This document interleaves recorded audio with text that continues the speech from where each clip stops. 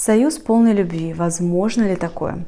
Конечно же, возможно, его можно построить, отношения можно создавать, строить, укреплять. То есть вы как сами входите в отношения, так вы их строите кирпичик за кирпичик своими руками.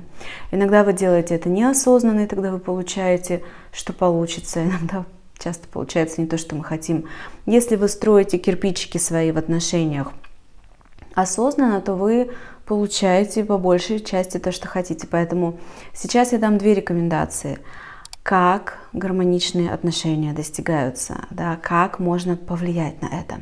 Итак, первый пункт. В гармоничных отношениях необходимо, чтобы вы и ваш партнер шли друг к другу на компромиссы.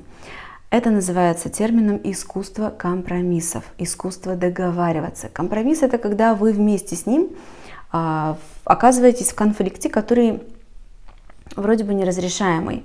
Да, вы начинаете бодаться с ним, как два быка, потому что то, что вы хотите решить, ваши ценности в этом противоположные, и поэтому вы не можете договориться.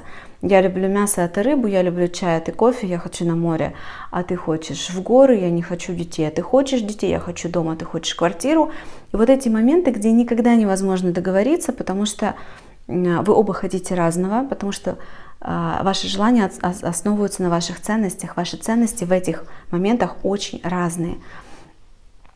И что тогда делать? Ценности менять под партнера не нужно, но осознанно идти на компромисс какой-то нужно. И делается это следующим образом. Вы определяете вместе зону, где и один, и второй не готовы вообще двигаться, что для вас вот просто насмерть важно. И определяете, это такой будет первый круг, да, и второй круг с более дальним радиусом, где вы готовы в принципе пойти на уступки, понимая, что в следующий раз партнер вам тоже пойдет на уступки.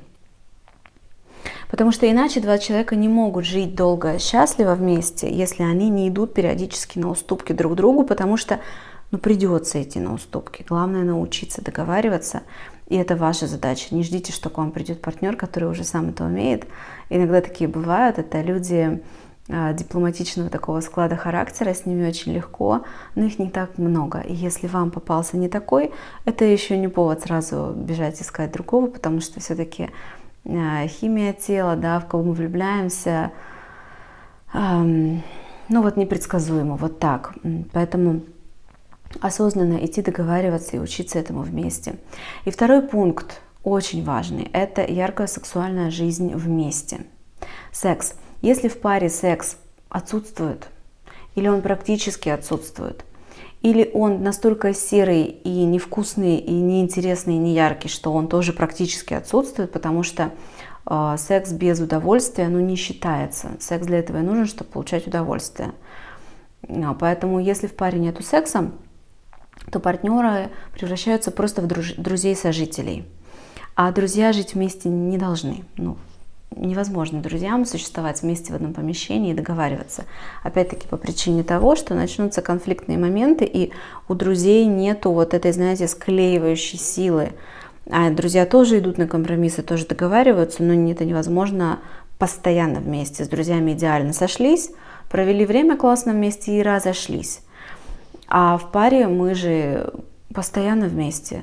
И вот тут нужна какая-то волшебная сила, которая будет друг друга притягивать, чтобы партнеры были готовы и на компромиссы идти, и где-то закрывать глаза на недостатки друг друга, потому что мы все не идеальны. И вот эта волшебная сила – это сила сексуального притяжения.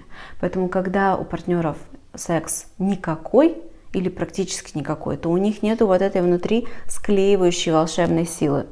Понимаете? И тогда сложно мириться с какими-то недостатками вашего партнера, сложно идти ему на компромиссы, потому что вроде как от головы-то особо незачем.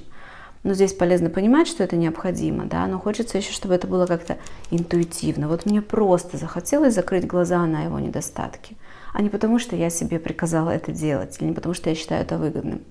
И вот эта сила, чтобы тянула, это сила сексуального притяжения. Поэтому в теме секса очень полезно разобраться, если у вас там есть какие-то сложности.